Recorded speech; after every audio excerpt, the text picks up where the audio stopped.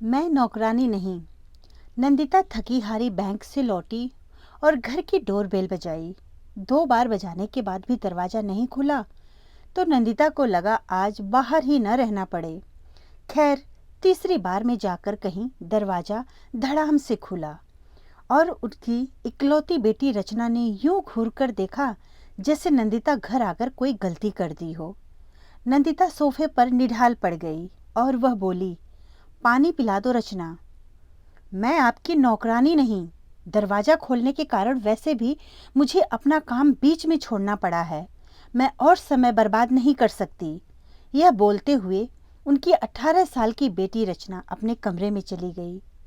नंदिता के मन में तो आया कि उठकर अभी एक थप्पड़ जोर से लगा दे, मगर घर आते ही कोई कलेश वह नहीं चाहती थी, तो बिना कुछ बोले थोड़ी देर सोफे में ही आंख बंद कर बैठी रही, सोचते हुए कि क्या लड़की है, अपनी थकी माँ को एक गिलास पानी पिला देना उसे नौकरानी बनना लगता है। एक हम थे, जब भी पापा ऑफिस से आते थे, मेरे और भैया में कंपटीशन होती थी कि कौन पापा को पहले पानी देता है। घर में नियम सा था, कोई भी आया हो पानी पूछना अनिवार्य था, चाहे वह कोई प्लम्बर हो, इलेक्ट्रीशियन हो या बढ़ई हो या चंदा लेने वाला ही क्यों ना हो। हमारा मानना था कि पानी पिलाना पुण्य का काम होता है। कितने सुहाने थे वह दिन। एक लंबी सांस लेते हुए सोचा, चलो पानी मैं खुद ही पी लेती हूँ और माँ जी को चाय भी बनाकर दे देती हूँ। पहले पानी पिया, फिर चाय चढ़ाई और कपड़े बदलकर चाय बिस्किट लेकर माँ जी के कमरे में पहुंची। माँ जी उसे देखकर मुस्कुरा दी और बोली, देखो चमेली, 1 हफ्ते तक नहीं आएगी, तुम अकेले क्या क्या करोगी। सब्जी मुझे दे देना, मैं काट दूंगी। ठीक है माँ, पहले चाय पी लीजिए।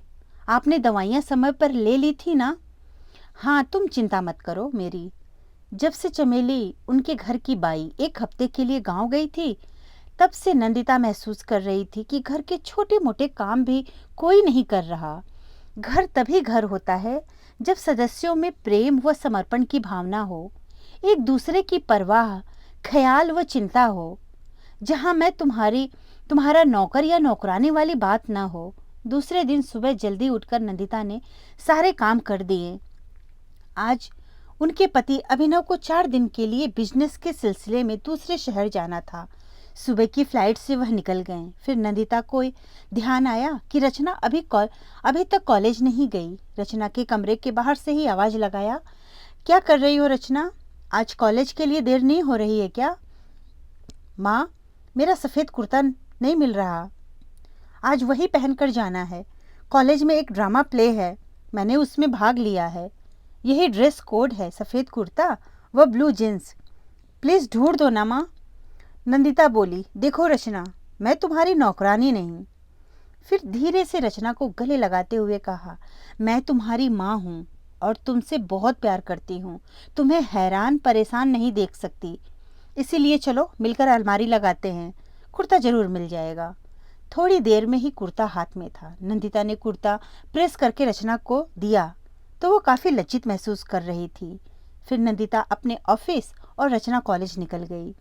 करीब 1 बजे नंदिता का ध्यान अपने फ़ोन पर गया तो देखा कि लगभग 25 मिस कॉल पड़े थे। नंदिता घबरा गई कि क्या हो सकता है। घबराकर वापस फ़ोन किया तो रचना बोली, मम्मा, दादी के पेट में बहुत तेज़ दर्द हो रहा है, जल्दी घर आ जाइए। अच्छा बेटा, तुम घबराओ नहीं, मैं आती हूँ। तुम तब तक गर्म पानी की सिकाई करो। नंदिता तुरंत घर पहुँच गई। सासू माँ को तुरंत अस्पताल लेकर गई। रचना को घर पर ही रहने दिया। दोपहर के बाद नंदिता का पूरा समय अस्पताल में ही बीता। न जाने कितने टेस्ट करवाए। उसके बाद माँ जी को भर्ती करवाया। नंदिता ने रात में अस्पताल में ही रुकने का मन बनाया। शाम के 6 बज रहे थे। रचना एक बड़े से बैग के साथ उनके सामने आकर खड़ी हुई। उसे देखते ही नंदिता आश्चर्य से पूछी, रचना, तुम यहाँ कैसे? माँ, आप यहाँ रुकेंगी तो खाना, पानी व कपड़ों की आपको ज़रूरत होगी, वही सब लेकर आई हूँ। और हाँ, आपके लिए रोटी सब्जी और दादी के लिए खिचड़ी बनाई है। यह सुनकर नंदिता को अपने कान पर विश्वास नहीं हो रहा था। तुरंत पूछा, क्या बात कर रही हो? तुमने बनाई? तुम्हें किसने सिखाया? क्या माँ, आजकल यूट्यूब पर सब कुछ हर समय उपलब्ध है, वहीं से सीखा, हंसते हुए रचना बोली। बेटी की बातें सुनकर नंदिता की आंखें छलकने लगीं, मगर फिर धीरे से बोली, पर तुम तो मेरी नौकरानी नहीं। हाँ मम्मी हाँ, मैं आपकी नौकरानी नहीं, मैं आपकी जिम्मेदार बेटी रचना हूँ। रचना ये बोलकर अपने माँ के गले से लिपट गई। धन्यवाद दोस्तों। कहानी अच्छी लगी तो लाइक और सब्सक्राइब जरूर करें और अपने दोस्तों को शेयर करना भी ना भूलें।